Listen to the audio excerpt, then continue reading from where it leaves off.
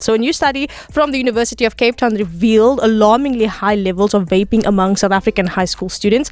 And according to the study, nearly 30% of grade 12 learners reported active use. Now, the research surveyed over 25,000 students across 52 schools and was published in the Lancet Clinical Medicine. It found that 16.8% of high school students had vaped in the past 30 days, with usage rising drastically by grade level, reaching 29.5% among grade 12 students and as high as 46% in some schools. Now, in comparison, the rates of tobacco smoking, which is only 2%, cannabis, which is 5%, and hookah pipe use, 3%, were much lower. Now, to unpack this study further, we are joined by pulmonologist and UCT academic and leading expert in tobacco, Professor Richard van Zyl-Smit. Prof, good afternoon and welcome to Radio 786. Good afternoon. Thanks for having me. Thank you so much for joining us. So, Professor, when you received the results of this study, as a pulmonologist and as a lung expert yourself, what was your initial reaction? So I was doing the study, so I saw the results as they came through as we reviewed the schools. And what was really quite amazing and outstanding was how high it was in some schools. Thankfully, not every school. And it was way higher than I think we had ever thought we would see. Professor, do you think, or according to the study, is it a specific type of school where you see vaping being more prominent? For example, is it a certain quintile schools where you're seeing that certain, smoking habits are more common than others? For example, is it more affluent schools that you are seeing vaping become a trend, or is it more, middle income schools? Was that part of the study where you could categorize which type of schools or what areas these kids are coming from? Yeah, so there is no perfect study, and all studies from an academic point of view have limitations. And so we weren't able, because we didn't have the budget, to go into rural areas, and we weren't able to go into the really low socioeconomic schools because we relied on the students to be able to answer the survey on their phones or the device in the school. So if you look at school fees, our lowest school fee was 20,000 Rand a year. So that's a fairly low income school, but clearly not a no fee paying school. And we went all the way up to several 100,000 Rand a year school. So we had the full spectrum. We thought that it was going to be worst at the most expensive schools, but we didn't find that. In the school fees of 20 to 40,000 Rand a year, which is not inconsequential, but certainly not at the private school level, we actually found the highest levels of vaping. So I think once you can afford it, the amount of money that you have probably doesn't make a whole lot of difference. Now, there is this narrative that vaping is the better alternative to smoking tobacco or smoking cannabis or smoking a hookah pipe, for example. However, there has been countless studies that have showed that vaping does indeed cause damage as well. Just debunk that myth. There are still people who believe that. Is vaping as dangerous as experts are making it out to be? So I think what's important to understand is the narrative around vaping being safer than tobacco comes from adults. If you are smoking tobacco cigarettes, is vaping safer than tobacco? And that's not part of this afternoon's discussion. This afternoon's discussion is around adolescents, right? So children, high school students who would not have started smoking, who are not smoking. Now, 50% of your matric class in some schools are vaping. That has got to be a problem, and it is a problem, and it's something we're concerned of. We never in our history saw 50%, 46% of matrics smoking cigarettes or hookah or cannabis. So the narrative around safer has only got to do with adults who are smoking, and that's a debate for a separate day. Around high school students, you do not want your high school learner using a vaping product before school, during school, after school. This is clearly going to be a problem, and it's not anything to do with safer than tobacco. Now, in the study, there were concerns around addiction patterns. And as you mentioned, adults would use that particular narrative if they're trying to wean themselves off tobacco. But in this particular study, it is high school learners that are vaping. Is there fear that that these high school learners, I mean, the 50% of the class of grade 12 learners are vaping, is there concern that they could want to venture into something stronger, such as tobacco, because they're not getting the satisfaction from the vape anymore? Yeah, so our study doesn't look at that progression because we just took a snapshot to say what's happening at the moment.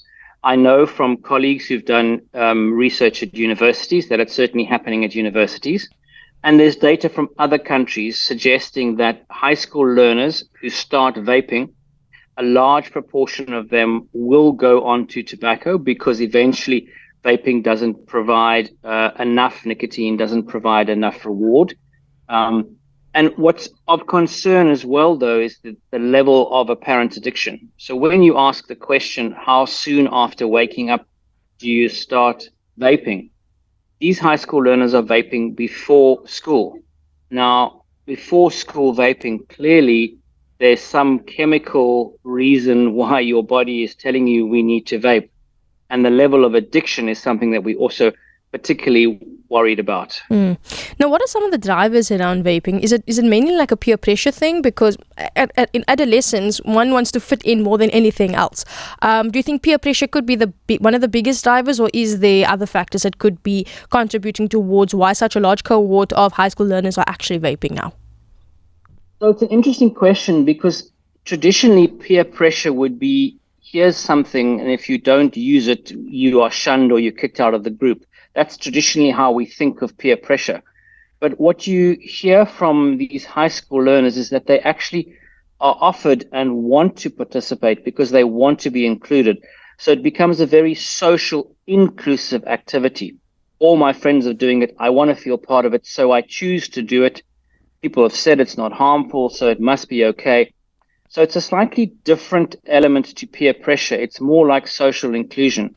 And so the most common reason why people vape is because a friend gave it to me, someone else suggested I try it, and I tried, plus adolescent curiosity. So that seems to be a very common reason why they start. And then if you ask the same high school learners why they continue to vape, these high school learners will say, I'm stressed, I'm anxious, I'm needing it to cope. And I feel that I'm addicted to vaping products, along with a couple of other reasons. Is there withdrawal symptoms with individuals who vape, or adolescents? So, absolutely. So nicotine is an addictive substance. When it goes into your brain, you release dopamine. That's the happy hormone. When your brain doesn't have that dopamine release, you get withdrawal symptoms, very much like you would feel irritable and angry and anxious and you need your cup of coffee. Same kind of thing, but worse when it comes to nicotine. And we are seeing suggestions of this. Now, we don't have a perfect nicotine withdrawal test for high school learners. And obviously, this was an online survey, so we never got to ask them in person. But there are enough answers to questions that they provided that would suggest that nicotine withdrawal is a problem. They get irritable and grumpy if they can't manage without their vape. They can't get through a school day without vaping. That's highly suggestive of addiction. Now, from a research perspective, and of course, I'm assuming if there was more budget for this research, a lot more findings could have taken place. From a pulmonologist perspective, I mean from a medical doctor's perspective, what type of changes would you like to see? Should there be changes from a school policy level? Should there be policy changes from tobacco use, or even the shops that are selling these vapes to people? Where does the change start, or how do we stop this from getting out of control any further than it has already? Yeah.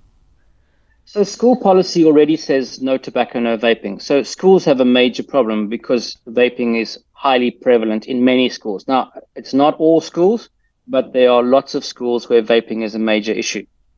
The biggest supplier often to the school is a cafe down the road because there's no law preventing a cafe from selling it.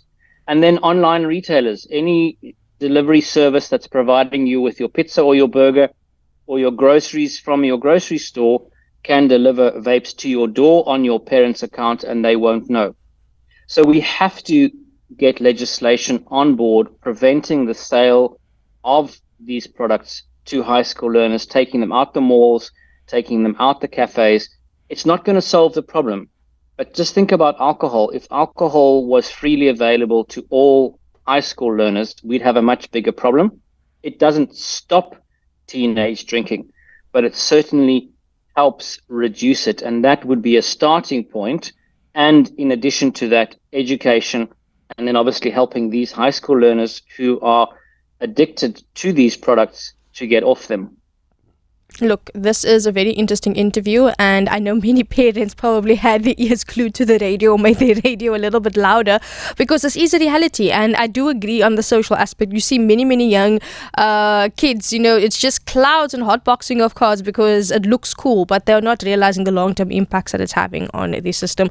But Professor Richard van Zyl-Smit, thank you very much for unpacking this and also for this particular study. I hope this will go a long way in better understanding why kids are falling prey to these type of social activities and not realizing the damage that they are doing to their body and their health as well. So, Professor, thank you so much to you and the research team for the study as well. Thanks for having me and having this opportunity to chat about it. Thank you so much. Professor Richard van Zyl-Smit, he is a UCT academic and leading expert in tobacco as well as a pulmonologist at Groote Schuur Hospital.